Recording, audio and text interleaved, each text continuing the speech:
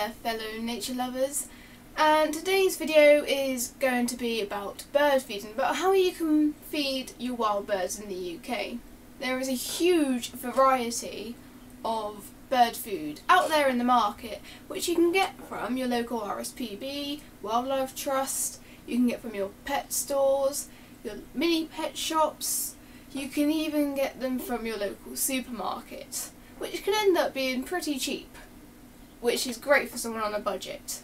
Now there's probably particular food that's most suitable for the spring and summer seasons, and there's food that's more suitable for the autumn and winter seasons. There is a reason to this. This is because in the spring and the summer, most birds tend to, in the UK, be laying their eggs right now, be nest building, as of say February, March time. They will also have young chicks, and also in the early summer to midsummer they will have fledglings who they will still need to feed. In the autumn and winter they really need food in order to build their energy up. The food I have with me today is the food that I use. It's not necessarily the food that you should use because it depends on the species that you are aiming to attract, and it also depends on the species that you probably already have. So I have, if I open it, it's called a mealworm crumble seed mix. As you can see, if I get one, there's a mealworm. I also have another seed mix which I have recently bought. Just going to open this now. Christ almighty! Yes, I have a seed mix which I'm incredibly weak at opening, but I've got a little scoop in there. I also have mealworms, which are also a very good idea, especially during the spring and summertime.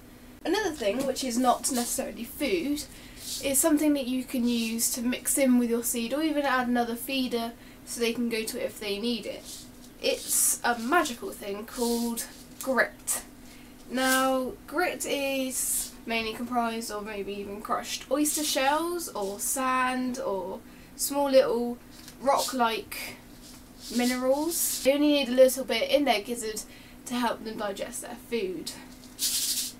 There's also a wide variety of feeders that you can get in your local pet shop, RSPB shop, supermarket, anywhere.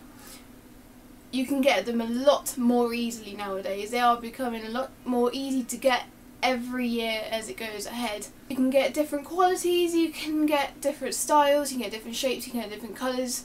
You can get some specifically for certain bird species, such as you can get Niger seed feeders, which are like metal tube feeders with very minute holes. Them and siskins can actually use their beaks to get in the holes and feed on the Niger or thistle seeds even. Different variety of bird feeders that you can actually get. You can get suet blocks, you can get hanging tube feeders, you can get hanging suet cake feeders, you can get coconut feeders which contain either suet or seed cake, you can get seed blocks, you can get hanging seed blocks, you can get hanging hooks, you can get tables. The list is almost endless. If you don't have a garden, do not worry, you can have a window feeder. But you have to rinse and wash and clean your feeders thoroughly, regularly. It is important just to make sure that bacteria doesn't build up too much and there isn't too much feces on there, just so the birds don't get any diseases from it or even carry it to their young. Another thing to think about is water. That's extremely important. Water is good for them to bathe in if they don't want a dust bath. Another good thing is for them to drink. They need to be hydrated. They need their feathers to be in tip-top condition to fly and to survive. They need to drink in order to keep hydrated.